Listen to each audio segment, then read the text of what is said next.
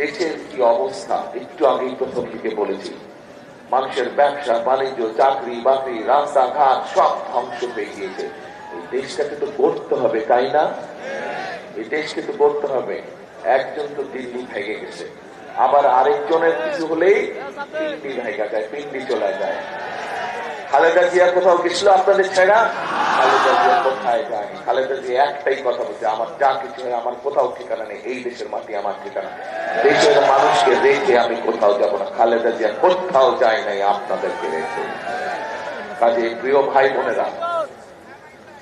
বোনেরা, এই দেশকে আমাদের গড়ে তুলতে হবে।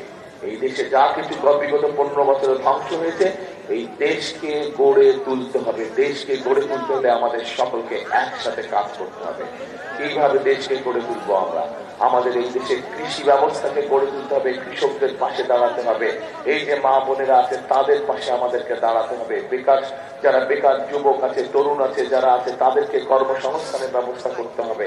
আমাদের যে ধর্মীয় যারা নেতা আছেন, বিভিন্ন মসজিদ মাদ্রাসার ইমাম সাহেব আছেন, মুয়াজ্জিন আছেন, তাদের জন্য আমরা সম্মানের ব্যবস্থা করেছি।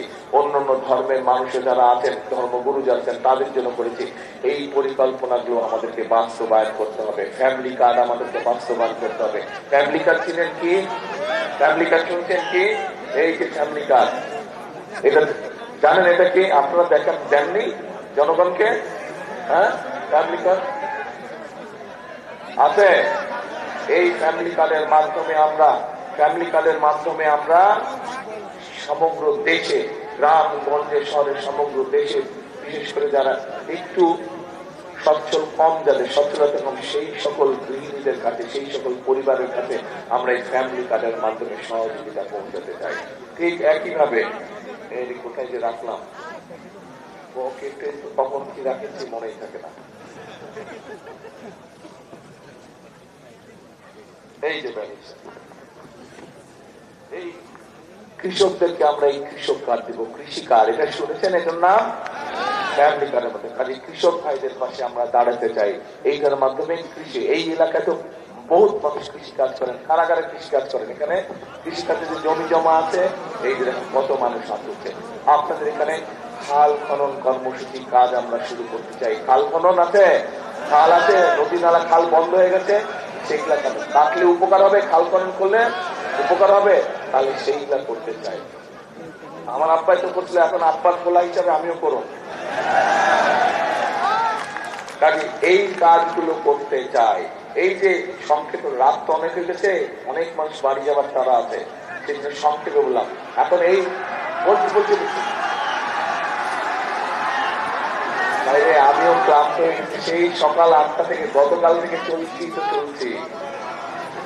আচ্ছা, বলছি। এখন এই যে কাজগুলো বললাম, আমাদেরকে খাল কাটতে হবে, আমাদেরকে রাস্তা ঠিক করতে হবে, বেকারদের কর্মসংস্থানের ব্যবস্থার জন্য আমরা, আচ্ছা আঙ্কেল বছর পরে কথা বলছি, বেকারদের কর্মসংস্থানের ব্যবস্থা করতে হবে আমরা আমাদের বেকার তরুণদেরকে আমরা বিভিন্ন রকম ট্রেনিং দিতে চাই, যাতে করে তারা নিজের ব্যবসা বাণিজ্য শুরু করতে পারে, অথবা বিদেশে চাকরি নিয়ে, ভালো বেতনে চাকরি নিয়ে যেতে পারে। এগুলো ব্যবস্থা আমাদের করতে হবে না? নতুন কলকারখানা তৈরি করতে হবে, যাতে এই দেশে বিনিয়োগ করতে পারে, একই সাথে কর্মসংস্থানের ব্যবস্থা হতে পারে। এই কাজগুলো আমাদেরকে করতে হবে। এবং বিগত 15 বছর ধরে এই দেশ থেকে লুটপাট করে দেশের সম্পদ বিদেশে পাচার করা হয়েছে, এই জনগণের সাথে দুর্নীতি আমাদেরকে বন্ধ করতে হবে। আমাদেরকে সুশাসন নিশ্চিত করতে হবে, যেখানে মানুষের সমস্যার সমাধান হবে। এই যে আপনাদেরকে আসেন তো ভাই, আপনার ক্যান্ডিডেটরা যারা আসেন তো, যারা ক্যান্ডিডেট, শুধু 5 জন ক্যান্ডিডেট আসেন সামনে। এই যে 5 জন মানুষকে আপনাদের হাতে দিলাম, এই 5 জনকে চেনেন আপনারা? আপনাদের এর আগেও তো একজন ছাড়া বাকি 1 জন 2 জন 3 জন, এই 3 জন তো আগেও এমপি ছিল না? এলাকার জন্য কাজ করছে, এলাকার রাস্তাঘাট, স্কুল, কলেজ এগুলো বানাইছিল। এই 3 জনের সাথে এবার 2 জন নতুন লোককে দিলাম। এই 5 জন দিয়ে গেলাম এই এলাকার উন্নয়নের জন্য। আমি আবারও আসবো ইনশাল্লাহ 12 তারিখে। বসেন, 12 তারিখে সরকার ইনশাল্লাহ আপনার ধানের শীষকে জয়যুক্ত করলে পরে এলাকার আপনার এলাকার রাস্তাঘাট বলেন, স্কুল কলেজ বলেন, হাসপাতালের সমস্যা হলে এই 5 জনের কাছে যাবেন এবং বলবেন যে আপনার দায়িত্ব আমার এলাকার সমস্যার সমাধান করা। পারবেন যাইতে? কিন্তু তাদের কাছে দাবি করার আগে, এই 5 জনের কাছে দাবি করার আগে তাদের কিন্তু জিতাইতে হবে। জিতাইতে হলে কি করতে হবে? 12 তারিখে ভোট দিতে হবে। কোথায় ভোটটা দিতে হবে? ধানের শীষে ভোটটা দিতে হবে। ধানের শীষে ভোটটা দিতে হবে, তাহলে এই 5 জন জিতবে এবং এলাকার মানুষের জন্য তখন কাজ করতে পারবে, এলাকার উন্নয়নের জন্য কাজ করতে পারবে। এবং এইবার শুধু এলাকার উন্নয়ন, এবার সমগ্র সারা দেশের উন্নয়নের জন্য আমাদেরকে কাজ করতে হবে। সেই জন্যই আমি বলি ভাইরা, একটা কথা আমাদেরকে বিশ্বাস করতে হবে, মনে প্রাণে বিশ্বাস করতে হবে। কি সেই কথাটা?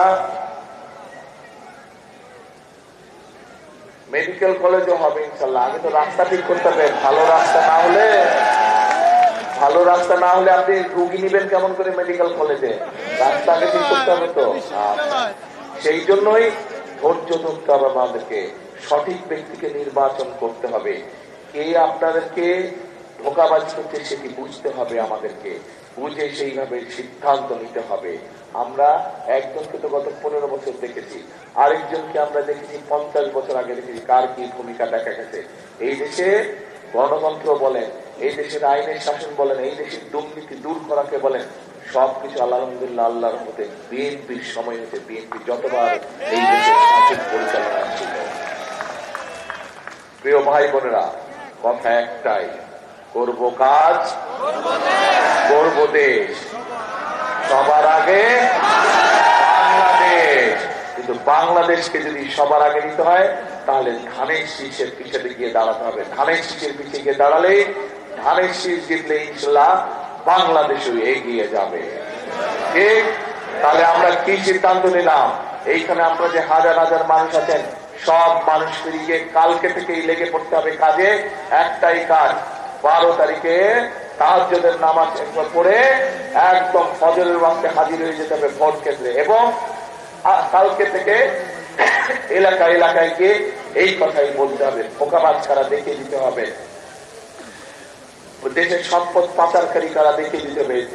দিয়ে ধানের শীষের যে পরিকল্পনাগুলো বললাম, এই যে কৃষক কার্ড, ফ্যামিলি কার্ড, বেকারদের কর্মসংস্থানের ব্যবস্থা করা, এই যে খাল খনন কর্মসূচি, এইগুলো কি মনে করেন আপনারা সঠিক পরিকল্পনা? এই পরিকল্পনাগুলো যদি বাস্তবায়ন করা হয়, তাহলে কি মানুষের কষ্ট দুঃখ কমবে? কি ভাই, কমবে মনে করেন? যদি কমে, এই কাজগুলো ইনশাল্লাহ আপনাদের আগামী বিএনপি সরকার করবে, এই সবগুলো কাজ ইনশাল্লাহ। কিন্তু আপনাদেরকে 12 তারিখে আসল কামটা করে ফেলতে হবে। 12 তারিখে আপনাদেরকে আসল কামটা করে ফেলতে হবে। বোঝা গেছে? ইনশাল্লাহ। তাহলে শেষ কথা, এক কথা হতাই, করব কাজ, গর্ব দেশ, সবার আগে বাংলাদেশ। আল্লাহ হাফেজ। বাংলাদেশ জিন্দাবাদ, বাংলাদেশ জাতীয়তাবাদী দল জিন্দাবাদ। আসসালামু আলাইকুম।